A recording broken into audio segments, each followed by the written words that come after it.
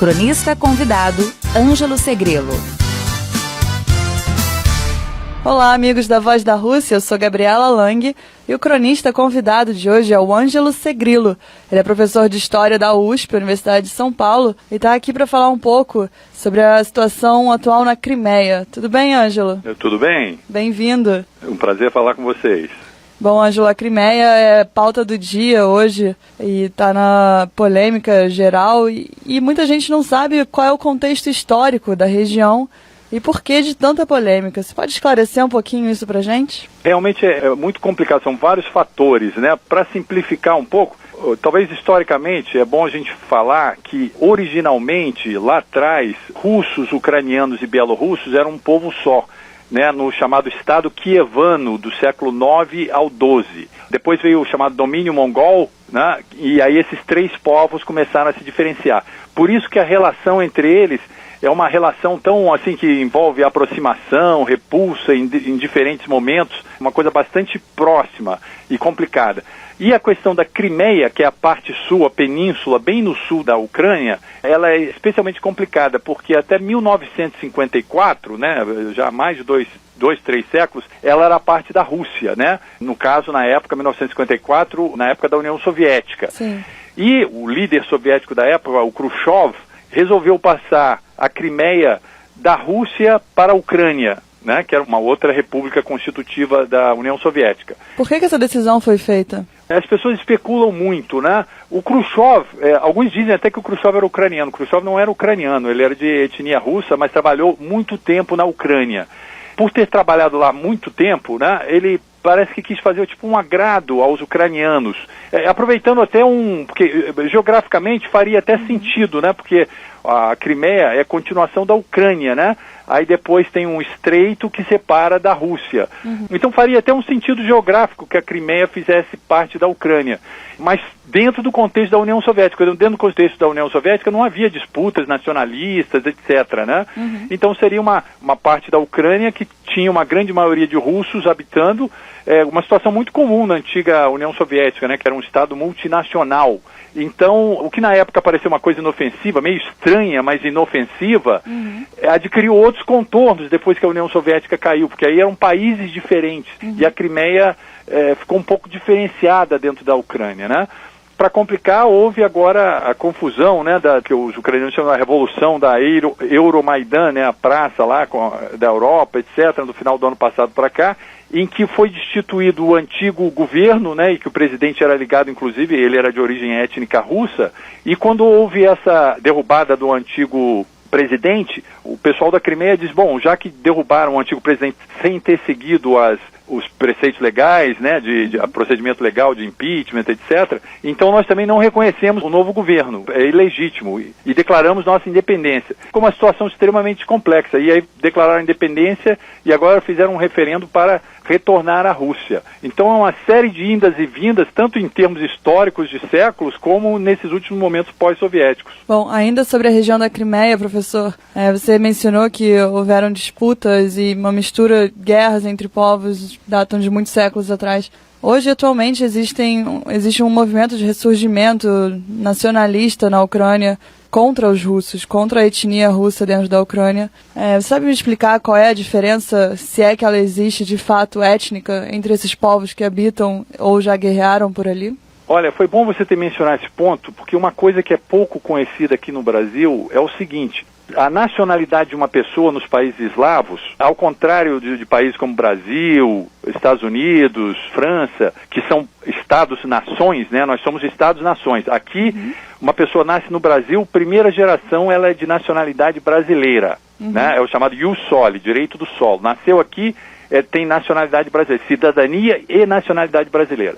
Nos países eslavos, a nacionalidade não tem nada a ver com o local que você nasce. A sua nacionalidade é determinada pelo chamado ius sanguinis, direito do sangue. Sua nacionalidade é a nacionalidade do seu pai ou da sua mãe. Então, isso eterniza as diferenças que aqui a gente chama de étnicas, mas que lá eles chamam de nacionais. Eles se consideram nações diferentes, né? É por isso que chamam que a Rússia, a União Soviética, etc., a Ucrânia, são estados multinacionais, em que há muitas nações diferentes. Então as pessoas aqui, é difícil até a gente entender. A única coisa parecida aqui no Brasil, por exemplo, são os índios, né? Que os índios são cidadãos brasileiros, mas eles consideram de uma nação diferente, são os brasileiros e nós, né, a partir de cada tribo. E na Ucrânia, na Rússia, na antiga União Soviética também assim, são estados multinacionais em que há muitas nações diferentes, eles consideram nações diferentes. Então, quando se fala assim, a população russa da Ucrânia, o pessoal que nem entende direito, pensa que assim, russos que mudaram há pouco tempo para lá, ou russos que, né, não, são russos que moram lá há séculos já,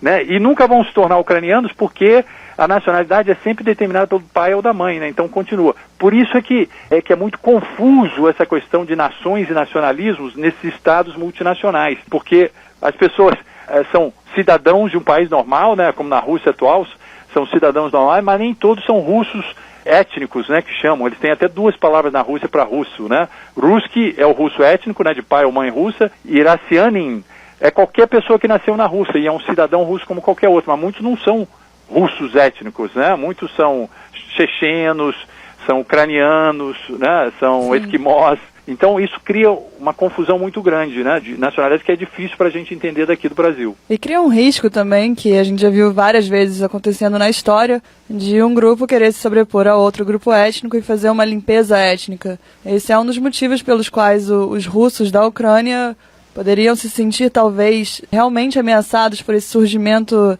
nacionalista, neonazista, que estava acontecendo ali na região da Crimeia, professor? A gente tem que tomar cuidado que nessas épocas de conflito, a temperatura sobe e a retórica também exagera um pouco, né? Eu não acho que os russos na Crimeia eles estariam em risco de vir da Ucrânia, porque a Ucrânia não tem cacife para bancar uma disputa realmente com a Rússia. Então eu não acho que há isso. O que há ali é que, como depuseram um antigo presidente eleito democraticamente, né, que era de origem étnica russa, né, esse russo, os russos étnicos da Ucrânia, cidadãos ucranianos de nacionalidade russa, como eu expliquei, se sentiram como perderam seus direitos. Eles não reconheceram o que é isso. Você não pode derrubar um presidente eleito assim, sem os procedimentos naturais de impeachment, normais de impeachment, etc. Então eles não se sentiram representados e disseram, nós não reconhecemos vocês e declaramos assim nossa independência, né? Eu acho que é por aí. No caso dos nacionalistas ucranianos, realmente há alguns grupos que poderíamos chamar até de neonazistas, né? Mas não são a maioria do levante que houve na Ucrânia, né? Eu acho que no levante na Ucrânia teve um movimento muito de baixo também, teve esses grupos mais de direita, alguns que usam até símbolos parecidos com a suástica, etc., mas não são a grande maioria. Agora, podem vir a ter influência maior no futuro, né? Então, isso aí é muito confuso, porque na época em que os alemães invadiram a Ucrânia, houve uma parte da população da Ucrânia que ajudou os alemães, querendo sair da União Soviética, receberam os alemães como libertadores e colaboraram com os alemães, né? O famoso exército, Stepan Bandeira. Então isso aí, até hoje, é o caso também na Lituânia, Letônia, né? Em que às vezes eles homenageiam figuras que tiveram ligações com os nazistas, né? Mas eu acho que também a gente não pode dizer que todo o movimento, mesmo nacionalista na Ucrânia, é neonazista ou alguma coisa assim. Existem tendências lá dentro, né, que são perigosas, que eu acho que devem ser controladas, inclusive. O que eu acho é que ali na Ucrânia eles têm que encontrar, agora já está até difícil, a Crimeia eu acho que já saiu, mas tem ainda a questão do leste da Ucrânia, que tem uma população russa muito grande. Sim. E eu acho que eles vão ter que encontrar uma maneira de conviver democraticamente. Desde o final da União Soviética, na Ucrânia, eles não conseguiram, os cidadãos da Ucrânia de nacionalidade ucraniana e os cidadãos da Ucrânia de nacionalidade russa não conseguiram conviver democraticamente bem, institucionalmente, né? Houve muita confusão, esse negócio de golpe, derrubada, etc. E se não conseguirem melhorar o nível de confiança entre eles, esses problemas vão prosseguir no futuro. Agora, professor, há algum tempo atrás, em 2008, se não me lembro, houve uma situação, claro, guardadas as devidas proporções, que lembra a situação da Crimeia hoje. Foi a situação do Kosovo querendo se separar da Sérvia, e na época os Estados Unidos e alguns países ocidentais apoiaram, inclusive reconheceram a independência do Kosovo, e atualmente se colocam totalmente contrários à independência da Crimeia, apesar de os argumentos poderem ser os mesmos, de autodeterminação dos povos, enfim. Como o senhor avalia essa diferença de reações? Exatamente, isso aí mostra muito da hipocrisia que há na linguagem diplomática, etc., né? Agora mostra também a fragilidade do que as pessoas chamam de direito internacional, né? Porque direito internacional é um conceito muito abstrato, né? Dentro dos estados, né? Dentro de cada estado, de cada país, você sempre tem uma lei máxima, né? Você sempre tem um tribunal superior, né, a todos, que aí dita o que é, se houver qualquer confusão, ele diz o que é certo e errado e todos têm que aceitar. No terreno internacional, há o que os teóricos de relações internacionais chamam anarquia, né? Anarquia não no sentido de bagunça, mas no sentido de que não há um tribunal superior. A própria ONU, ela não manda nos países, ela não pode mandar nos países. Não há um tribunal superior que dite, se houver uma disputa entre países, você está certo, você está errado, né? Então, eles chamam de anarquia, que não há um governo central supra, acima de todos, para decidir isso. E aí nós ficamos nessas situações, né?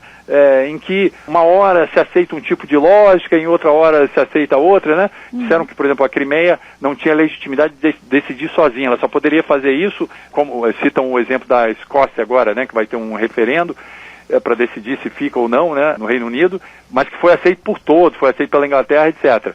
Então, se não foi aceito por todos, pela Ucrânia, pelos outros países, não seria legítimo. Só que no caso do Kosovo, o Kosovo também não tinha permissão nenhuma da Sérvia para fazer, era uma parte da Sérvia, né, para fazer um referendo para se separar, e assim fez. Então isso mostra não só a hipocrisia, né, que há muitas vezes na retórica diplomática, mas também essa nossa fragilidade do chamado direito internacional, que na verdade ele não existe, é uma criação meio abstrata, né? Bom, e depois dessa notícia que a Rússia vai realmente anexar a Crimeia, uma outra região chamada Transnistria, uma região do leste europeu, que oficialmente pertence à Moldávia, já anunciou que tem pretensões de que a Rússia faça o mesmo por ela do que fez com a Crimeia. O senhor acha que talvez esse tipo de precedente abra caminho para um novo aspecto da Guerra Fria? Eu acho que tanto o precedente do Kosovo como também o da Crimeia mostram que o melhor caminho seria a negociação diplomática e o respeito democrático pelas leis antes que se chegue a esse ponto. Quando se chega a esse ponto, aí, como eu falei, ele já não há, o direito internacional é uma coisa muito abstrata, né? E aí já não tem mais você onde se apoiar num ponto de vista jurídico claro. E isso pode levar a vários casos, né? O caso da Transnistria também, em Moldova, né? Um conflito que está congelado há muito tempo, né? É uma região que também tem maioria russa dentro da Moldávia, que não tinha aceitado algumas mudanças que ocorreram na Moldávia logo no final da União Soviética e está há muito tempo congelado. Então isso aí pode ser despertado, né, a partir dessa questão da Crimeia, né, que foi levantada, e eles podem também realmente... E aí corre-se o risco também de outras regiões, nós temos o mesmo problema. Por isso que nós temos que sentar com calma, todo mundo, né, ver onde... Eu não acho que há ninguém completamente certo nem errado nessas questões, né? Eu acho que dos dois lados, na Ucrânia, na Crimeia, na Rússia, existem alguns pontos em que um lado está correto, alguns pontos em que não está. Então, eu acho que todos têm que sentar para ajeitar isso, porque senão a situação... nós estamos fazendo esse ano, assim, ironicamente, o aniversário de 100 anos da Primeira Guerra Mundial. A gente tem que lembrar que a Primeira Guerra Mundial também começou com um conflito completamente localizado, né? Ali no meio da Europa, que só dizia respeito à Sérvia e à Áustria, e de repente a coisa se generalizou. Então a gente tem que tomar cuidado para esses pequenos conflitos localizados não acabarem gerando tensões internacionais a ponto de nós termos uma guerra mais generalizada. Tá certo, professor. Muito obrigada pelos seus esclarecimentos. E eu conversei com o Ângelo Segrilo, professor de História da USP. A gente falou um pouco sobre a situação atual na Crimeia e os precedentes históricos e outros casos parecidos de conflitos internacionais no mundo. Professor, muito obrigada pela participação. Foi um prazer. Eu sou Gabriela Lang para o programa Voz da Rússia.